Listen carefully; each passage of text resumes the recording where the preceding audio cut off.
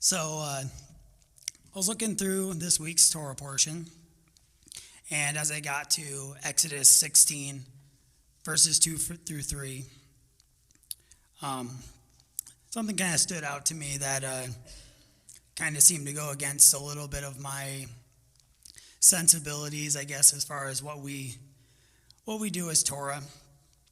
It says, "Then the whole congregation of the children of Israel complained against Moses and Aaron in the wilderness. And the children of Israel said to them, 'Oh, that we had died by the hand of Yah in the land of Egypt, when we sat by the pots of meat and when we ate bread to the full. For you have brought us out into this wilderness to kill the whole assembly with hunger.'" My first thought of that is that Yah didn't respond to it the way I would expect. They're talking about a shared memory, a collective thing that they all had in the land that they left. Meat pots to the full and bread. And in this moment, complaining to Moses more than the Most High, they're basically wishing that they had, what they did back in Egypt. And I'd expect that this is when he would do a lot of chastising, because they basically said that we had died by the hand of Yah in the land of Egypt, doing what we did in the land of Egypt. And I kind of had a reaction to this. They were speaking of something that they left, information from the land they possessed that they took with them. And according to Torah, would they not be required to let go of this idea of meat and pots? Leviticus 18:3 says, "You shall do not as they do in the land of Egypt where you live. You shall not do as they do in the land of Canaan to which I am bringing you. You shall not walk in their statutes." And the same thing is basically repeated later in the same chapter, in Leviticus 20 and Deuteronomy 12. But here clearly the problem wasn't what they had in Egypt in this moment. It was wanting Egypt instead of Yah and his provision. There was no trust. When you look at the context around Leviticus 18 and Leviticus 20 and Deuteronomy 12, when it's talking about what to do and what not to do from the land you're leaving and the land you're entering, it starts to look more like syncretism and actual moral acts of sin. At first glance, it's really easy to hear this idea about don't do what they did in the land, what they do in the land that you're entering, and make this a general term, something that if an Egyptian does it, I shouldn't do it. If a Canaanite does it, I shouldn't do it. But all the context surrounding these specific statutes later have to do with worship, sexual morality, idolatry, very specific traditions and ways that are not Yah's. So it's not a general warning against everything done in Egypt or Canaan, but things apart from Yah. It's like the first be in this world, not of it, just worded a different way. I mean, if you're in this world, you still eat. The Egyptians ate. They still breathed air. Seems silly, but it is this idea that we can create a narrow sense of what we should be doing, shouldn't be doing as being set apart. I mean, it'd be different if the children of Israel were talking about their pork pots, but that's pretty worldly. So it's interesting to see how the Most High responded to their complaints. He didn't threaten to destroy them like he did with the golden calf incident, or make a declaration in that moment about not doing as they did in Egypt. He saved that for those specific directives down the road. He addresses their lack of trust and their discontentment. And it's at this point in the story where we have seen signs and wonders, the great plagues on Egypt and the provision provided through their covering at Passover.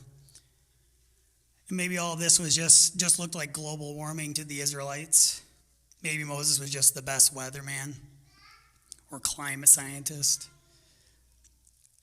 But yeah, for his own glory, and I'll get to that in a bit, the Almighty took them by way of the Red Sea,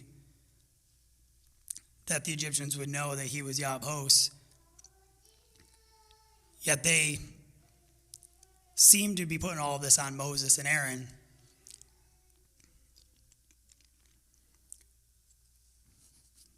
They seem to think that this was something that Moses was leading and something Moses was doing.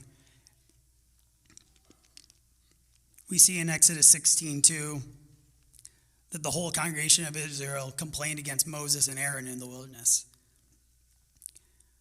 At this point, they still doubted the living El.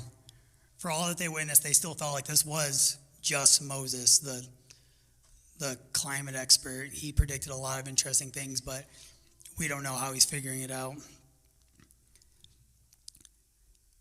They're kind of being like probably a little polytheistic.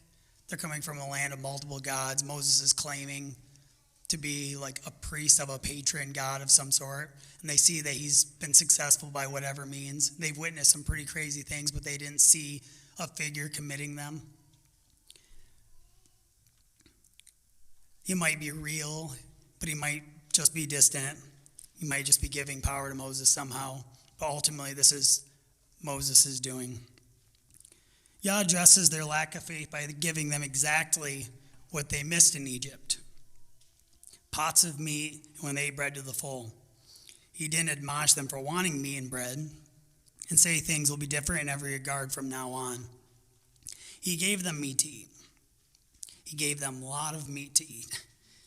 In Numbers 11:19, it says, "You shall not eat not 1 day, nor 2 days, nor 5 days, nor 10 days, nor 20 days, but for a whole month until it comes out of your nostrils and becomes loathsome to you, because you have despised Yah, who was among you, and wept before him, saying, why did we ever come up out of Egypt?" And he gave them bread to eat, not just any bread, bread from heaven. It says in verse 12 that he gave them exactly what they missed in Egypt, so that they shall know that I am Yah your Elohim. For those with stiff necks and hard hearts, the Father provides proof as he sees fit in his wisdom. From this, we see a pattern of how he exercises his discretion.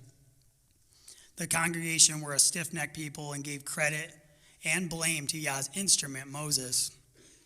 So he overwhelmed them with abundance in the wilderness, with a uniqueness of food that they'd never even seen, so that they could know that he was Yah. Pharaoh was hard of heart and claimed, I do not know Yah, this Elohim. And so that all of Egypt would know his name, he led the assembly through the Red Sea. Where there was need to know, he revealed, and where there was need of direction, he led.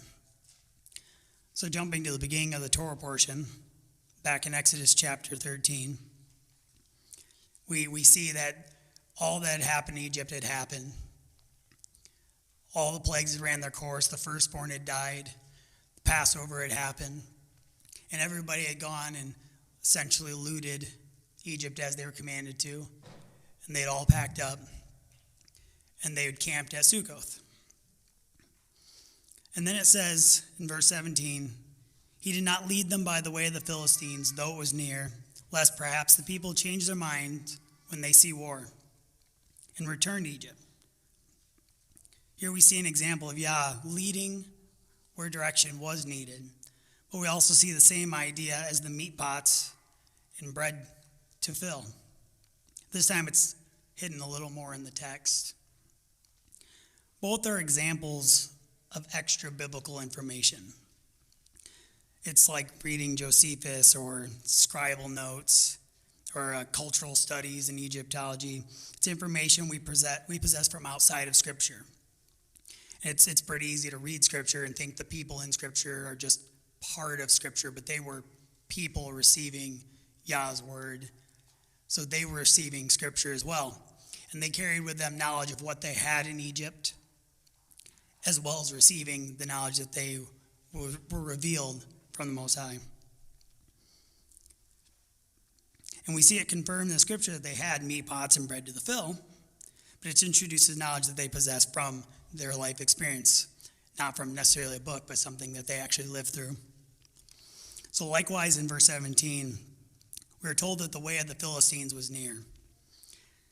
And this wasn't written for no reason at all, even though the narrative could have worked with just skipping to He led them by the way of the wilderness of the Red Sea. They could have gone from Sukkoth straight to the Red Sea. Doesn't feel necessary to add this mention of the path past the Philistines. We have to trust that when he includes something, there's always a purpose. At the very least, it's a time stamp that he gives us to show us today that it wasn't a post-exilic document, that he knew something about what was going on in the world he made at the time it was happening. He wanted us to know the first choice route to Horeb wasn't the way he wanted him to go. And we see this through extra biblical writings, and it's confirmed later in Scripture as well. If you could try to imagine Egypt, and try to do the best talk with my hands. But if you imagine Egypt, you end up with the Red Sea next to it, and it's kind of pronged at the top, and between it is the Sinai Peninsula. You have the Gulf of Suez and the Gulf of Aqaba. And Sukkoth was perched neatly at the tip of the Suez Gulf. And then this is one of these things where, there's debates. We don't have it exactly today, but this one is widely shared by experts that Sukkoth was in the Wadi Tumala area just above the Suez. And it makes sense based on the region that it was. And when it comes to any of the discussion on where did the Red Sea crossing happen or where did they really go, this isn't one that anybody typically really argues about. I've seen like 3 different suggestions, and they're all pretty close to each other. And from there, if you were to imagine that straight path across, the land of Midian, regardless of where you, again, debate where Mount Sinai may be, we know that Horeb was in Midian, and we know that Midian was east of the Gulf of Aqaba. So we can do mental gymnastics on that some other time. But for sure, they had to get to the Gulf of Aqaba, to Midian. And if you were to look on a map, the straight path, it's about a 200-mile march, but nobody took that route. And we look historically, and we see that there's reasons for that. Roads didn't just appear because people wanted roads to appear. They appeared organically. They had to be sustained by population, taxes, water supply. And if you have a 200-mile stretch where there's no villages, nothing but military routes where they had provisions to keep them moving along it, there's no way for a road to be funded, maintained, and used by anybody except for specialists in military. And not to mention the first third of the journey was a slow slope through the desert, very arid, and about the last third becomes very mountainous, lots of ridges, which again, a specialist traveler could probably manage it, but a multitude of 1 million people, old and young, all the supplies and draft animals, that last leg of the journey was not imaginable, and it wasn't imaginable for small groups really either. And so at the time, they had major highways that rose up that connected these places. The one that rose up from Egypt heading out to the rest of the Levant was called the Vayera, which is the Latin word for the way of the sea. And interestingly enough, when you go to Isaiah 9:11, it mentions Galilee of the nations, Galilees of the Gentiles. And if you read it in the Hebrew, it says Derech Hayam, which means the way of the sea. Beyond the Jordan, Galilee of the Gentiles. The exact same phrasing as the name of the highway that we see historically that was called in Latin, the Vayera. And this way of the sea went up it came out of Egypt, went up along the coast, went to Gaza, through Ashkelon, through all the Philistine cities, and it worked its way up the coast. And just before Mount Carmel, it shifted around Megiddo and followed the Valley of Jezreel. And then it went up on a northeast angle and passed right by the Sea of Galilee.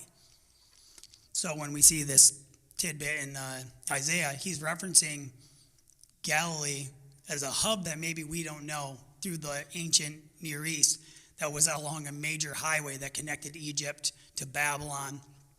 And so even though it can be translated as Galilee of the Gentiles, the more accurate is Goyim of the nations. It's a place where the nations meet in the middle of Canaan. There's a second highway that's also mentioned in Scripture and confirmed extra biblically, and that's the King's Highway. And we see that in Numbers 21 when Abraham asks King Sihon of the Amorites if they could pass. We see it in Numbers 20, King of Edom the same, and then Deuteronomy 2, looking back on those events. This one ran from Ezion Geber, which is at the tip of that Gulf Aqaba in Edom. And this arose because of the lack of access for the nations on the east side of the Jordan to access the highway coming from Egypt. And this one actually ran up the opposite side of the Arabah along the east of the Jordan Rift Valley. And eventually they both converged in Damascus in Syria. So if somebody was wanting to go from Egypt to Midian, these two highways almost ran parallel to each other but left a space between. From Gaza, we have the Negev. And that's kind of what fills the area. There were lots of wells that people had created, lots of small towns, places with pasture land. It wasn't just desert. And we see more biblical proof of a path connecting the two highways. And scholars call it the incest route.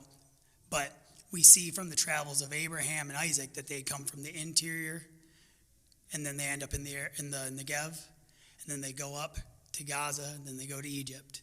Then they come back to Gaza, then they go to Gerar, which is like, again, in the Negev, and that's where Beersheba is. We see these constant stories of these perfectly aligned east or west to east little settlements leading down to the Dead Sea Valley. And that natural corridor leads straight down to Ezion Geber, which is the start of this other highway. So the Bible, along with extra biblical sources, confirms these major highways. And so when we see in verse 17, the way of the Philistines, it's confirmation of known highways in the area. The high number of people present in the multitude of Israel, you can be certain that there were many people who would be educated about the maps of their known world. They weren't just in their little area that they were living and had no clue about the world. They knew where they come from. And with 1 million people, you'd expect even 1% of the population, 10,000 people, would have some sort of education. And they knew about the known world. Certainly Moses, who not only lived and traveled to and back from Midian, knew the best route, as he was learned in all the wisdom of the Egyptians. He without doubt also took this journey from Egypt to Midian back by way near the Philistines. Not only does the verse tell us the normal path, but it also tells us the inclination of the people. Even after the plagues, they were afraid, and war in a safe way back would provide little reason to follow in obedience to those of little faith. A wide path near warring Philistines with no one behind them wouldn't be much to stop them of little faith from turning around.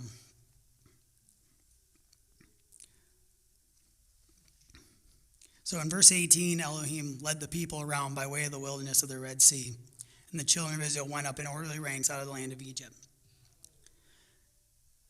We know that this would not only be a more direct route than taking highways up to the Philistines, through the Negev, back down to Edom, all the way into Midian, but it would also trap the Israelites against the Red Sea and in between really mountainous terrain, close enough that the Egyptians were in hot pursuit. They'd have no trust that they'd have to worry about at this point with no options left to them. And we know that he was doing this for his glory as well as theirs and our benefit. Looking back, we see a picture where the leadership in Israel knew where they were going.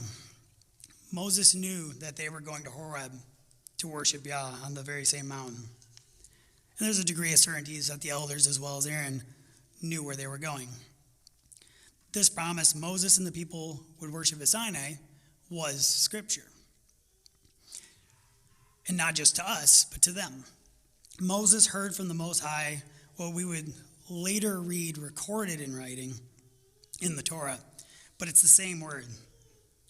and he was leading a people while possessing extra biblical knowledge. He knew the way by way of experience and education. The destination, he knew that by the word of Elohim. And our Father knew that Moses knew these things. But he also knew the things that Moses did not possess for understanding. And so he gave different instructions.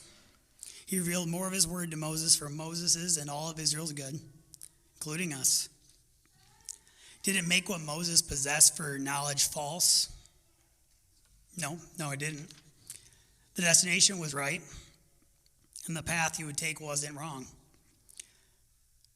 We see that with only a little bit of scripture misapplied with the knowledge that Moses possessed in his own experience and what Egypt had to offer him. This was not necessarily right either. So again in verse 18, Elohim led the people around by way of the wilderness of the Red Sea. So Elohim led the people. Where our understanding is sufficient, Yah leads us. Moving on to verse 20 and 22, chapter 13. So they took their journey from Sukkoth and camped in Etham at the edge of the wilderness. And Yah went before them by day in a pillar of cloud to lead the way, and by night in a pillar of fire to give them light, so as to go by day and night. He did not take away the pillar of cloud by day or the pillar of fire by night from before the people. Here we see where Yah is confirmed to still be leading them. Note that it goes out of its way to inform us that he did not take away the pillar of cloud by day or the pillar of fire by night before the people. If it had ended there, maybe we could have had a whole new doctrine where we discuss whether or not he led them at all times. Seems silly, but Yah deemed it necessary. At the beginning of chapter 14, Yah spoke to Moses, saying, "Speak to the children of Israel, that they turn and camp before Pi-hacherot, between Migdol and the sea, opposite Baal-Zephon.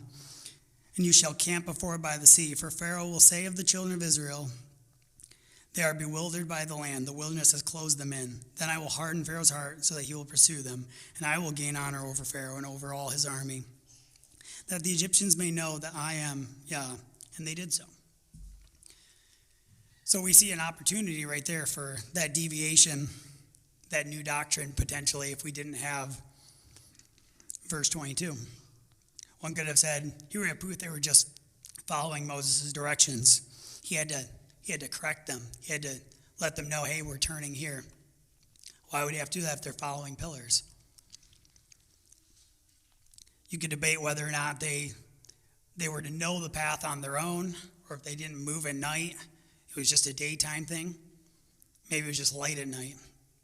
I mean, how possible is this? If we look at a false interpretation, you could say, let's look at the Hebrew. We see a clause, Yomam by day, Ba'amud in a pillar, Anan, cloud, Anchotem, to lead. The next clause, V'layla, and night, Ba'amud in a pillar, Esh, fire, Laha'ir, to give light. So you can see here, the verb to lead is just attached to the cloud. And the verb to give light is just attached to the fire. So he leads them by day, and he's just providing light at night. He kind of leaves them to think about how the day went and try to figure it out. So this would be twisting scripture. You'd have to be creative to establish, I think, the doctrine. But it gives one space to make a doctrine where even at the Red Sea, Elohim is just observing instead of being our guide consistently. Maybe foreshadowing a theology that leaves room for us just to figure things out. Proof that his first system didn't work. Maybe grace by faith, apart from works eventually. Who knows? But it required them to ignore the beginning of the verse, where there's a participle that implies continuous action, just holek, going, walking. And they'd have to ignore the clause at the end of the verse so that they would go by day and by night, which serves to tell us the purpose of the pillars. So right here we get a 50-50 debate. Half the verse fits what they wanted to say, and half might argue against it, but it's enough room for a splinter faction to start.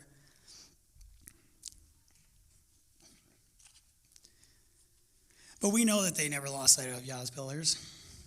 he made sure to tell us that. So why did he have to speak then? Why did he have to let them know that the direction was changing, even though they had the pillars?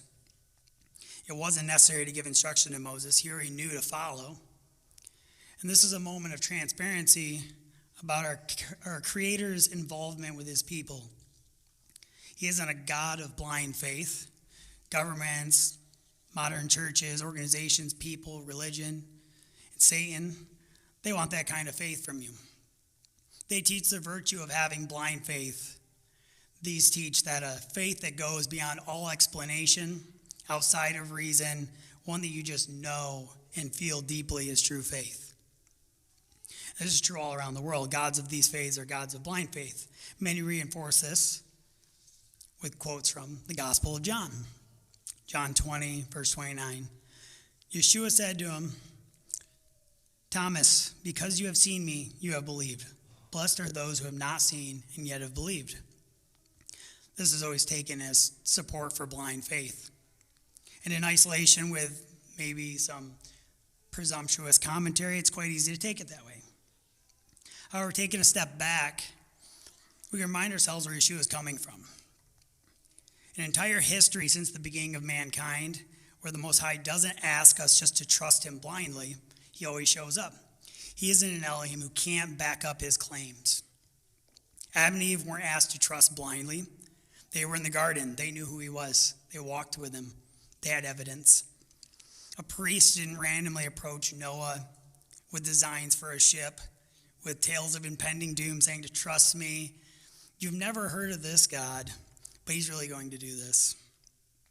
Noah was from a line of people who kept record of creation, and it isn't too hard to believe that the pre-flood world didn't really suffer from atheism, but rather overt rebellion.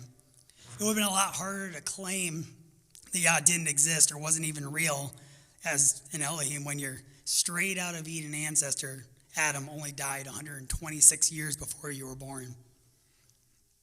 Your dad and grandpa knew him and undoubtedly knew the stories. Nothing about his life suggests he was blind to the Creator.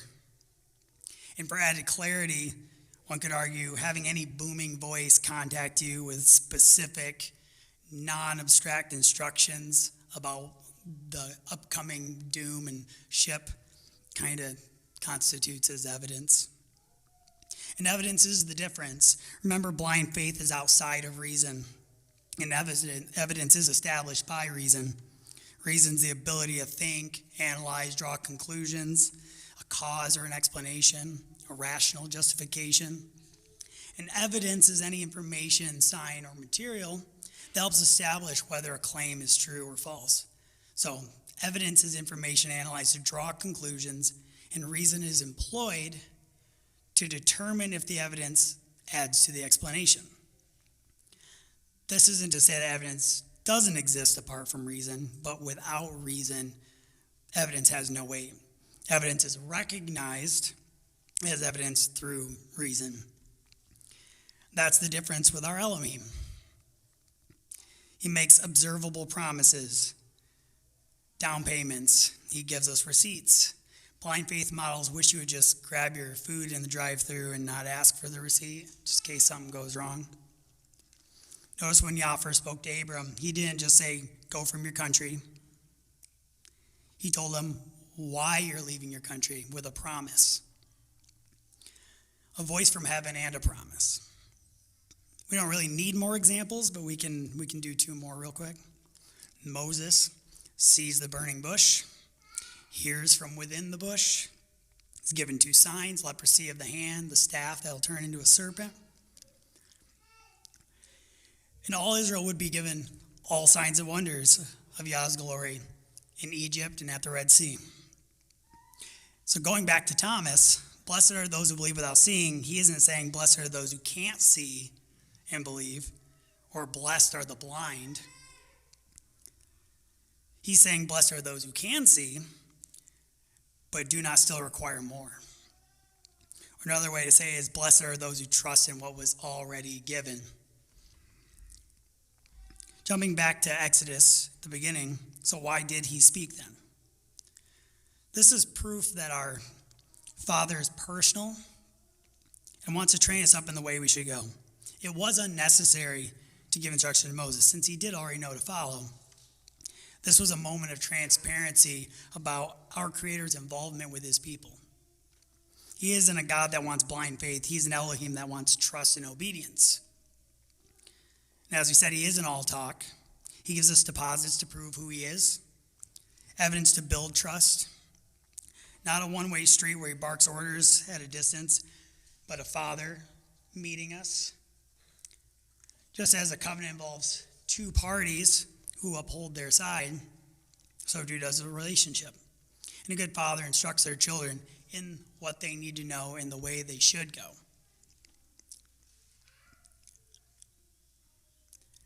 In addition to leading by example, as with the pillars, sometimes he takes the time to help them understand where they're going, and sometimes why.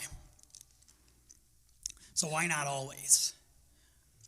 The pillars were with them all the time. The pillars were always in front of them as they moved through the wilderness and to the Red Sea. Why does he not always explain where we're going and why? We all wrestle with what we know and what we want to know. Sometimes it seems like Scripture should have more in it. People either want a book that gives us endless permissions to do what we want, or one that will tell us enough that it would take 66 more books in addition to the 66 we already have, which is ironic because most people don't get through their Bible even once in their life. It's kind of hard to get permission from a book you never read or instructions from a manual you never get through. A reason that he does not always explain comes down to like 4 types of knowledge. There's the things that we just know. There's the things that we've been taught. There's the things that are revealed, and there's the things that are secret. The first 2 can kind of be debated, how they differentiate from one another, but they can and should be defined distinctly. The things we just know would fit under a description like I said earlier, we don't need to be told, we must breathe in order to survive. We all did it as newborns as a reflex. Things like this are innate to our design by our Creator. It could be argued that this is similar to what Paul referenced in 1 Corinthians 11. Does not even nature itself teach you that if a man has long hair, it is a dishonor to him? Now, obviously, this chapter is a thread on head coverings, but the point is, in this verse, is that nature itself shows us these distinctions.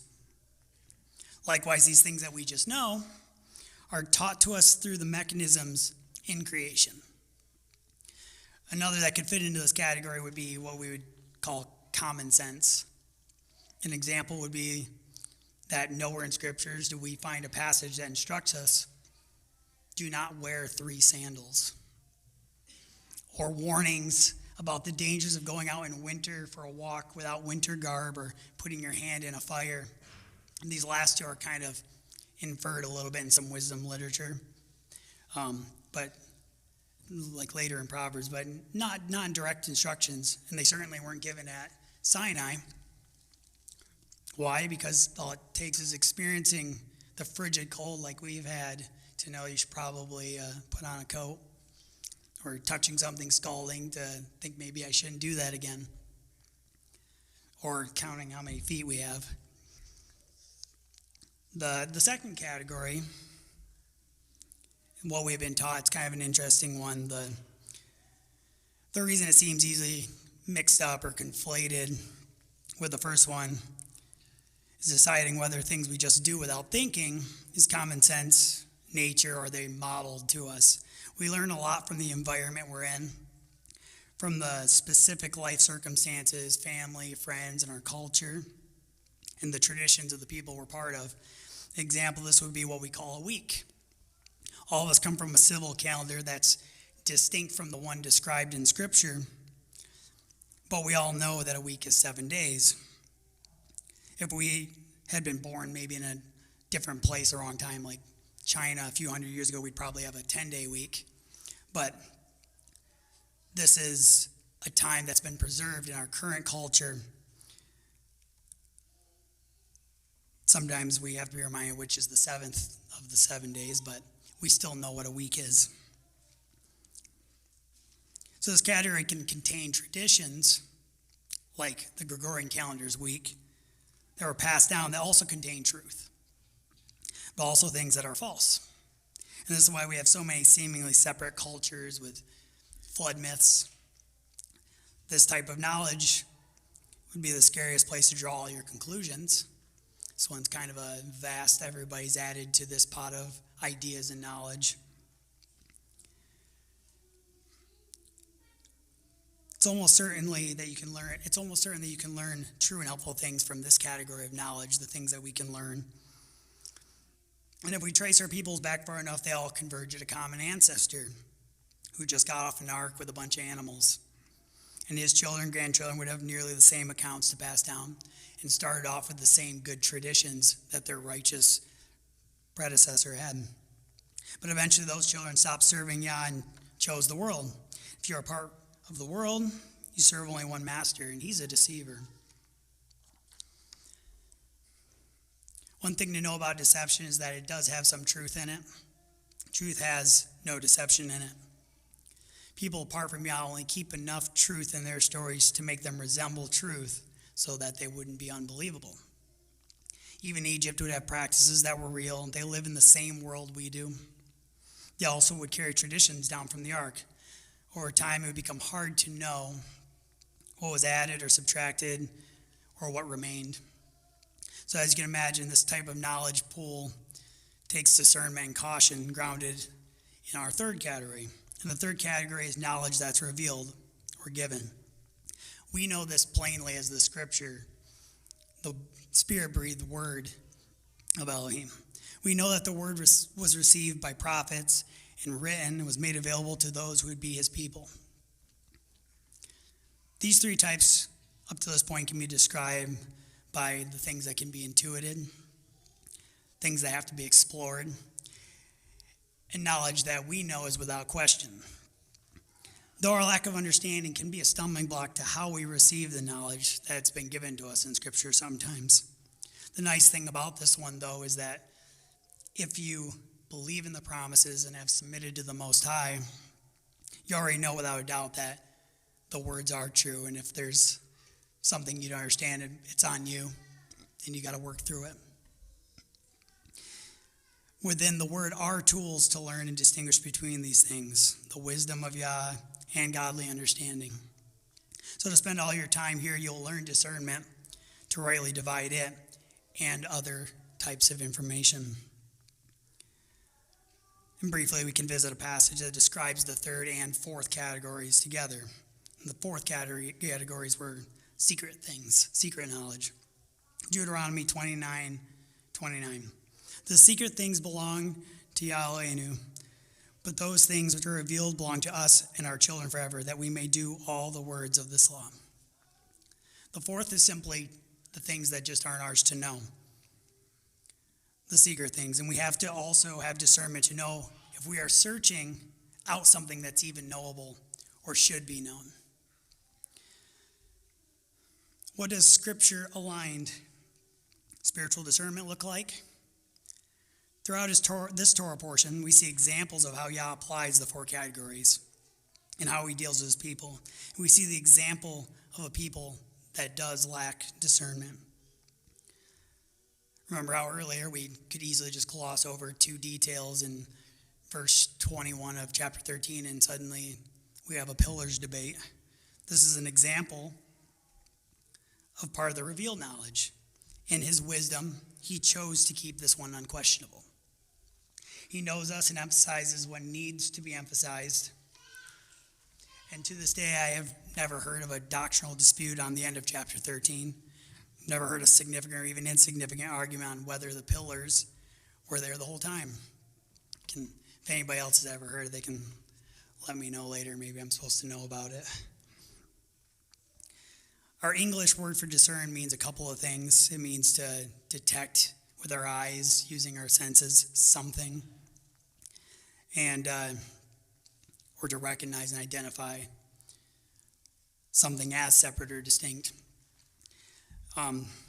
kind of a grammar thing. This is its use as a transitive verb. And as an intransitive verb, it's defined as to see or understand the difference. And this basically means transitive verbs are attached to a noun. They're attached to an object, whereas intransitive stand alone. And a couple examples would be like, he ran a marathon. Marathon is the thing that he ran. Intransitive would be like, I heard a loud noise, so I ran. He doesn't run anything. Ran stands on its own. So, when you look at the intransitive and the transitive, easier way to put it is the first describes when we have successfully discerned something and is identifying. The second way is the act of trying to. So, a person with discernment is somebody possessing this intransitive ability to examine anything and distinguish its parts, and then transitively make them known. Trying to identify and successfully identifying. When you look at the Hebrew and try to understand discernment, we get a more broken down view of what discernment is. The concept's slightly different. If you look at a few different English translations, we see how often the word discernment appears in the Bible, and we get about 15 to 20 occurrences. In the whole of English, we only use the word a few times in the Bible. But when we read through it, I think we all kind of feel like discernment is actually talked about a lot more, and that's because the Hebrew concept of discernment shows in sentences and phrase. I think the translators actually struggled at what word to translate as discern because of the layered use in Hebrew. In the Hebrew, we have 5 words that can roughly be used as discern. We have bin, yada, sakal, nakar, ta'am, and one that everybody probably knows, shema. If you look at each of these, bin might be closest to what we think when it comes to English's idea of discernment.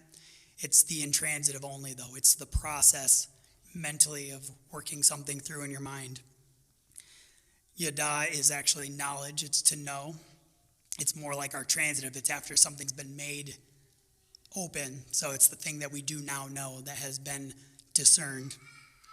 Sakal is actually wisdom by success. It's after you've sought something out, you've identified it, and now using this successfully, always, you prosper. So this is like close to what you would define as a successfully, always discerning individual. They possess sakal. Shema is hear and do, and I think everybody kind of knows that one, but it fits very well with the idea of a biblical Hebraic discernment. To identify and to respond to it, to internalize what you've separated and made sense of, really is an aspect of our constructed, not deconstructed yet word discernment, but it's a hard part of it that is a backbone to why having real discernment means something, that if you can internalize what you've understood.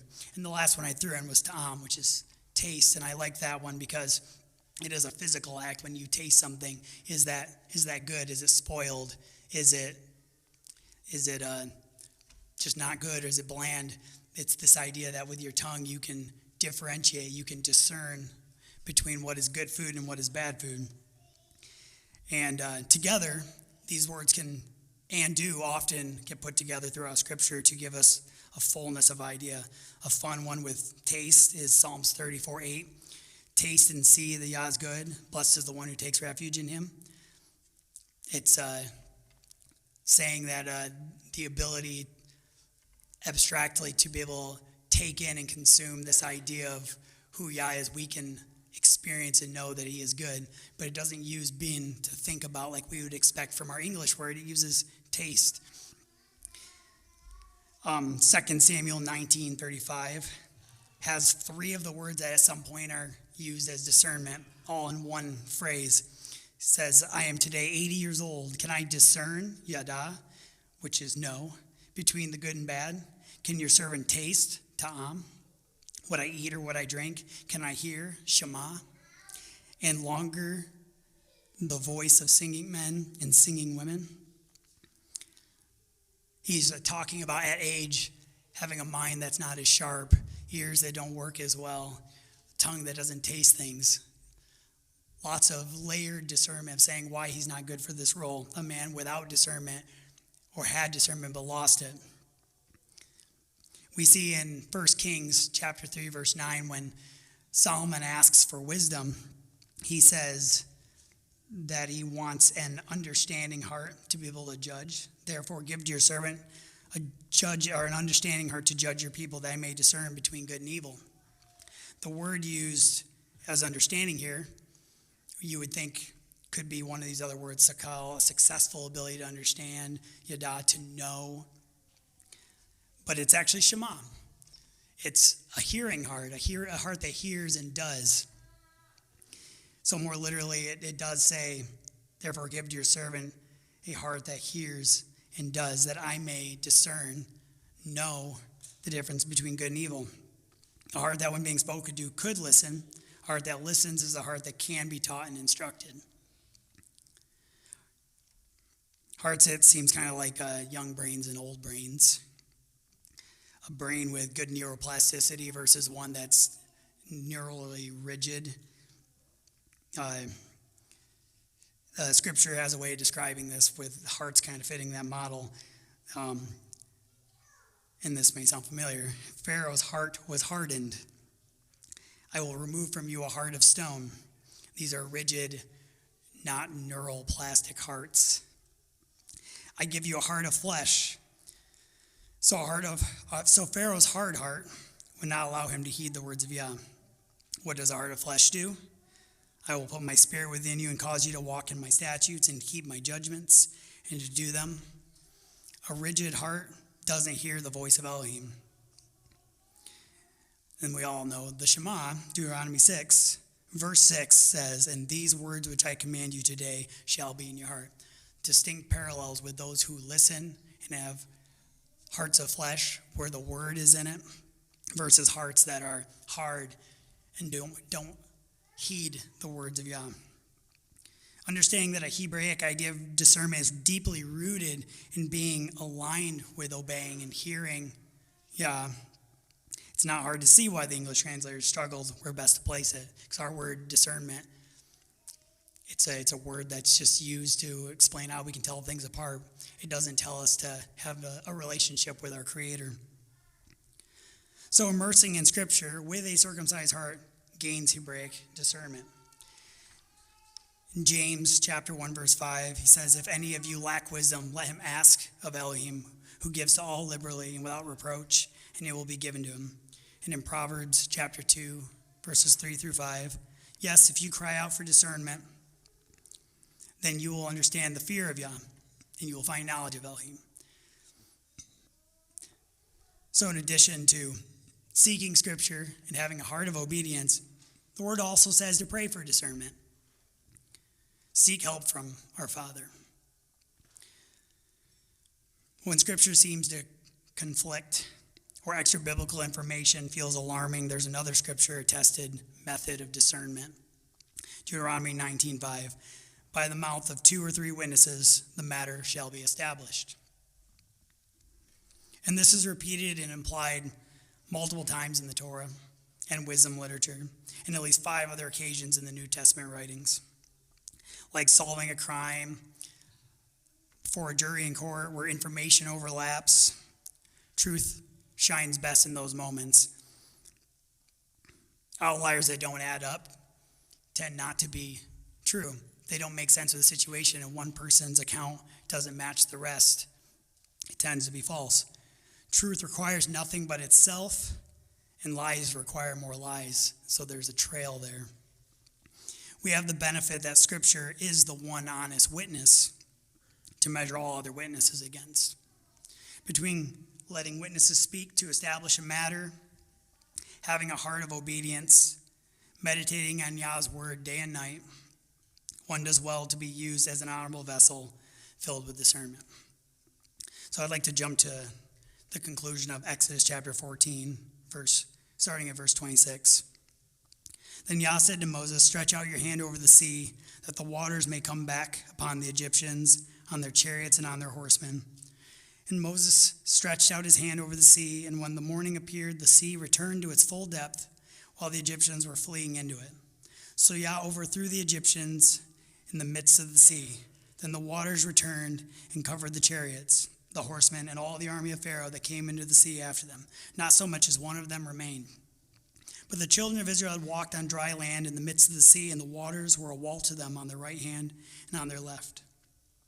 So Yah saved Israel that day out of the hand of the Egyptians, and Israel saw the Egyptians dead on the seashore. Thus Israel saw the great work which Yah had done in Egypt. So the people feared Yah and believed Yah and his servant Moses. From here we kind of go full circle. Despite acknowledging the Most High after experiencing the Red Sea and sharing a community time of praise for most of chapter 15, by the end of chapter 15, they end up doubtful again. We end up at chapter 16, as was read earlier, with the quail and the manna. And the final part of our Torah portion ends with the entire assembly complaining again and striving against Moses and Elohim. And when presented with a 40-day silence later at Sinai, another gap where he's not necessarily leading, he's not necessarily giving them new information when they're forced to wait and trust as the tests continue to build up for them at this point. They filled the gap with idolatry made from their own imaginations. We see a narrative where Yah guides us and leads us and tests us and gives us what we need, and a people with a direction who showed lack of discernment, hearts that would keep them in the wilderness. And it's also an opportunity for us to learn how he provides for us and where we can grow and learn in deeper understanding of what he has made available to us. Sometimes it starts with meat pots and bread when we realize that Yah has allowed us to learn in life and keep and apply those things, but that he expects us also to recognize where he directly speaks, commands, and leads, and to heed his voice. It is helpful and sometimes necessary to learn things that fill in the gaps, but we have an obligation to not make up what fills those gaps and to use the tools that the Almighty gave us in his word to not get deceived by the missing pieces. Like the Israelites couldn't get over what they believed to be missing or lacking for them, or not to get caught up in what we think is missing. The context matters, but so does the truth that is clearly known and given by our Creator, and we have to keep our feet on solid ground. So I leave you with this today. Know that there are things that we aren't meant to know, and that's okay, and by design. There are things we do know and things that we have learned. Where what we have acquired is insufficient, he leads us. He knows what is for our good and what is for his glory. Let him lead. Take his word as your head. And as he trains us up and we study for approval, strive for that scripturally backed discernment that rightly divides the word and the silences that he's left for us in between them. Shabbat shalom.